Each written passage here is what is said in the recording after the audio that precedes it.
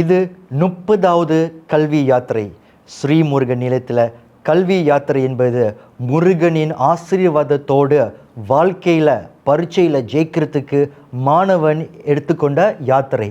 யாத்திரை பார்த்தீங்கன்னா ஸ்ரீமுருகன் சென்டர் யாத்திரை ஆரம்பித்தது முருகப்பெருமான் முதல் யாத்திரை செஞ்சாங்க.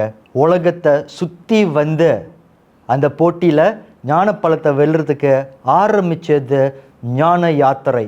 அந்த ஞான யாத்திரை மூலயமா வந்தது தான் கல்வி யாத்திரை.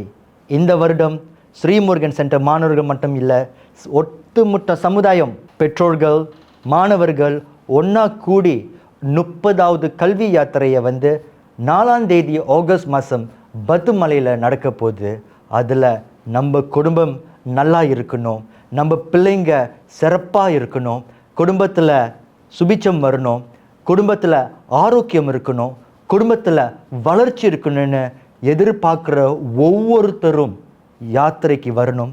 யாத்திரைக்கு முருகப்பெருமானின் ஆசீர்வாதத்தை பெற்று வாழ்க்கையில் ஜெயிக்கிறதுக்கு ஒரு பெரிய வாய்ப்பு. இந்த வாய்ப்பை தளர விடாதீங்க.